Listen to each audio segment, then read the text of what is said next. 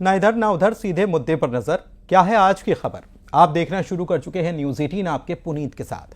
तो चौंकाने वाली खबर आ रही है, अमेरिकी सरकार ने भारत में मौजूद 4 कंपनियों पर ईरानी पेट्रोलियम प्रोडक्ट्स की बिक्री और ट्रांसपोर्ट में मध्यस्थता करने की वजह से प्रतिबंध लगा दिया है, बैन लगा दिया है। इंडियन एक्सप्रेस की एक रिपोर्ट के मुताबिक अमेरिका के वित्त विभाग ने सोमवार को एक प्रेस रिलीज जारी कर इस बारे में जानकारी भी दी है। और अमेरिका का कहना क्या है? अमेरिका का यह कहना है कि ईरान के ऑयल एक्सपोर्ट अवैध शिपिंग नेटवर्क के जरिए अंजाम दिए जाते हैं और डोनाल्ड ट्रंप की मैक्सिमम प्रेशर पॉलिसी के तहत अमेरिका ऐसे नेटवर्क पर एक्शन ले रहा है जिससे कि ईरान की कमाई के जरिए को रोका जा सके। दरअसल डोनाल्ड ट्रंप ने हाल ही में एक एग्जीक्यूटिव ऑर्डर पर दस्तखत किए थे और ईरान के खिलाफ अधिकतम दबाव अभियान को फिर से लागू किया था। इसके तहत ईरान पर सख्त आर्थिक प्रतिबंध लगाए गए हैं, खासतौर पर उसके तेल एक्सपोर्ट को निशाना बनाने के आदेश दिए गए हैं। यूएस वित्त विभाग ने कहा है कि आज जिन पर बैन लगाया गया है उसमें यूएई और हांगकांग के ऑयल ब्रोकर, भारत और चीन के टैंकर ऑपरेटर और मैनेजर, ईरान की नेशनल ईरानी ऑयल कंपनी के हेड और ईरानी ऑयल टर्मिनल्स कंपनी भी शामिल हैं। इसकी वजह से ईरान की अस्थिर करने वाली गतिविधियों में वित्तीय मदद मिली है। बैन से अब संपत्ति जब्त होने का खतरा पैदा हो गया है।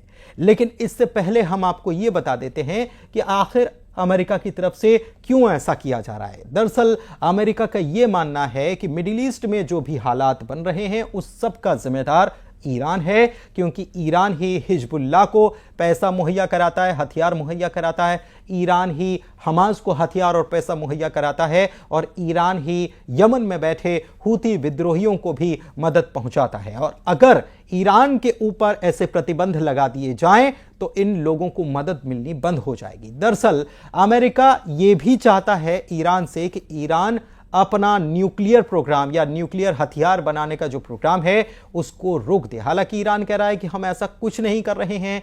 आपको बता दें कि पूरी दुनिया में जो भी परमाणु शक्ति संपन्न देश हैं, परमाणु हथियार संपन्न देश हैं, उसमें ईरान का नाम कहीं नहीं है, क्योंकि ईरान के पास आधिकारिक रूप से एक भी परमाणु हथियार मौजूद नहीं है। चिंता इजराइल की भी यही है कि अगर ईरान के पास इस प्रकार के हथियार मुहैया हो जाते हैं तो ये उसके लिए घातक होगा और ईरान कभी भी उन पर हमला कर सकता है। और इसीलिए अमेरिका ने एक डील की थी और यह डील हुई थी जब अमेरिका के राष्ट्रपति बराक ओबामा थे, तब 2016 में डील हुई थी। लेकिन 2018 में जब ट्रंप की वापसी हुई तो ट्रंप ने इस डील को रद्द करने का काम किया था और कहा था कि यह बेकार की डील है।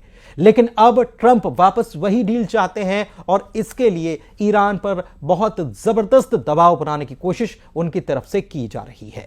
और ईरान की तरफ से कहा गया है कि आप कुछ भी कर लीजिए, आप अगर हमें डराएंगे, धमकाएंगे तो यह संभव नहीं है कि हम आपकी बातों में आ जाएं और दबाव में हम काम कर पाएं। अब हो क्या सकता है? हो यह सकता है कि बैन से संपत्ति जब्त होने का खतरा हो रहा है। दरअसल जिस कंपनियां देश पर बैन लगाया जाता है उसके प्रतिबंध लगाने वाले देश के साथ आर्थिक संबंध सीमित या फिर पूरी तरह से खत्म हो जाते हैं। प्रतिबंध में इंपोर्ट एक्सपोर्ट को रोकना, संपत्तियों को फ्रीज कर देना या जब्त कर लेना, किसी देश या देशों के संगठन के बैंकिंग सिस्टम को बैन करने जैसी एक्टिविटी भी शामिल है।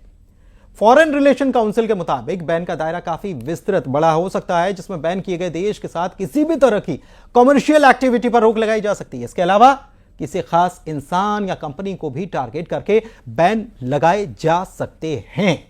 जैसे अमेरिका ने ईरान, नॉर्थ कोरिया, चीन समेत कई देशों पर प्रतिबंध लगा के रखे हैं। यूक्रेन युद्ध छिड़ने के बाद रूस पर दुनिया में सबसे ज्यादा प्रतिबंध लगाए गए। संयुक्त राष्ट्र यानी यूएन जैसा कोई अंतर्राष्ट्रीय संगठन बैन लगाता है तो उसके पास इसे लागू करने का कोई जरिया नहीं होता। यह देशों पर छोड़ दिया जाता है कि वो यूएन के प्रतिबंधों को लागू करें। लेकिन अगर कोई देश किसी दूसरे देश से इंपोर्ट पर बैन लगाता है तो उसके वो उद्योग जिन्हें इंपोर्ट की जरूरत होती है उन्हें भारी नुकसान उठाना पड़ता है। पिछले साल भी भारतीय कंपनियों पर बैन लगाया गया था। इससे पहले भी अमेरिकी प्रतिबंध का सामना करना पड़ा है, क्योंकि पिछले साल अक्टूबर में भारत की गब्बारो शिप सर्विसेज पर ईरानी ऑयल एक्सपोर्ट में शामिल होने की वजह से बैन था। इस तरह भारत की 3 शिपिंग कंपनियों पर रूस के प्रोजेक्ट में शामिल होने की वजह से एक्शन लिया गया था। हालांकि रूस के ऊपर बैन लगाने के बावजूद भी भारत लगातार रूस से तेल खरीदता रहा भारतीय मुद्रा में। दूसरी तरफ ईरान के ऊपर तो पहले भी बैन लगा हुआ था, हालांकि अब सख्ती की जा रही है अमेरिका की तरफ से, लेकिन ईरान के ऊपर पहले जो बैन लगा हुआ था उसके बावजूद चीन लगातार ईरान से ही तेल ले रहा है। तो क्या इस बैन का वाकई में कोई असर होगा? क्या ईरान ने इसके रास्ते पहले ही खोज निकाले हैं? क्योंकि इससे पहले यह देखा गया कि बैन तो लगाने का काम होता है, लेकिन इस बैन का असर कितना होता है यह महत्वपूर्ण है, क्योंकि बाकी देश जो हैं अगर उनको सस्ते दामों पर चीज मिलती है या पहले से जो भाव उनको मिल रहा है उसमें थोड़ी सी कमी या उनको थोड़ा सा उसमें डिस्काउंट मिलता है, तो देश उसमें सौदा करना ज्यादा उचित समझते हैं। वैसे आपको यह खबर कैसी लगी? आप अपनी राय हमें कमेंट के जरिए दे सकते हैं। हमारे चैनल को लाइक कीजिए, सब्सक्राइब कीजिए। धन्यवाद।